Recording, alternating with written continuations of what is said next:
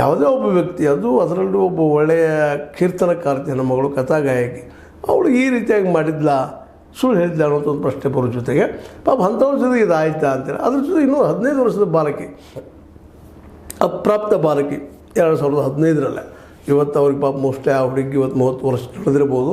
ಅಂದಿಂದ ಇವತ್ತಿನ ಹೋರಾಟ ಮಾಡ್ತಾನೆ ಬಂದಿದ್ದಾರೆ ಅವರು. ಅವ್ರಿಗೆ ಇನ್ನೂ ನ್ಯಾಯ ಸಿಗ್ತಾ ಇಲ್ಲ.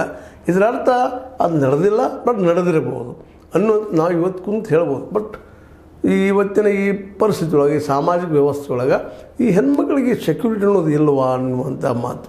ಯಾಕೆಂದರೆ ವಿಶೇಷ ಇಂಥ ಆರೋಪಗಳು, ಪ್ರತ್ಯಾರೋಪಗಳು ಸಮಾಜದಲ್ಲಿ ನೋಡ್ತಾ ಇದ್ದೀವಿ, ಮಠಗಳಲ್ಲಿ ನೋಡ್ತಾ ಇದ್ದೀವಿ, ಮತ್ತು ಹೋಗೋದಿಲ್ಲ ಹೆಣ್ಮಕ್ಕಳು ಅನ್ನುವಂಥ ಮಾತು.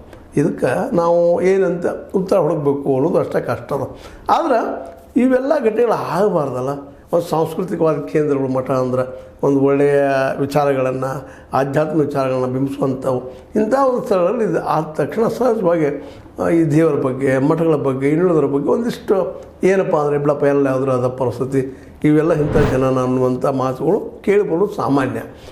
ಈ ಒಂದು ಸಾಮಾನ್ಯ ಅಭಿಪ್ರಾಯಗಳು ಹೋಗಬೇಕಾಗಿದೆ ಇವತ್ತು. ಆ ದಿಶೆಯಲ್ಲಿ ನಮ್ಮ ಸ್ವಾಮೀಜಿಗಳಾದರೂ ಸಹಿತ ತಮ್ಮ ನಡತೆಯನ್ನು ಒಂದು ವೇಳೆ ತಪ್ಪಿದ್ರೆ ತಿದ್ದುಕೊಂಡು ಒಳ್ಳೆಯ ಬದುಕನ್ನು ಮಾಡ್ಕೊಳ್ಳೋದು ಭಾಳ ಉತ್ತಮ. ಒಂದು ವೇಳೆ ಸಾಧ್ಯ ಆಗಲಿಲ್ಲ ಅಂದ್ರೆ, ಹೌದಪ್ಪ ನಮ್ಮ ಲೈಂಗಿಕತೆ ಮೇಲೆ ಅಥವಾ ಶಕ್ತಿಯ ಮೇಲೆ ಕಂಟ್ರೋಲ್ ಆಗಲಿಕ್ಕೆ ಸಾಧ್ಯ ಆಗಲಿಲ್ಲ ಅಂದರೆ ಸುಮ್ಮನೆ ಮದುವೆ ಹಾಕೊಂಡು ಹೋಗುವಂಥದ್ದು ಭಾಳ ಉತ್ತಮವಾದ ಕೆಲಸ ಅಂತ.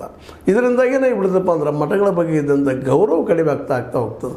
ಜನರು ಇತ್ತೀಚೆಗೆ ನೋಡ್ರಿ, ಇಂಟರ್ನ್ಯಾಷನಲ್ ರಿಪೋರ್ಟ್ ಪ್ರಕಾರ, ಅದರಲ್ಲೂ UN ರಿಪೋರ್ಟ್ ಪ್ರಕಾರ ಇವತ್ತು ನಾಸ್ತಿಕರು ಹೆಚ್ಚಾಗ್ತಾ ಇದ್ದಾರೆ.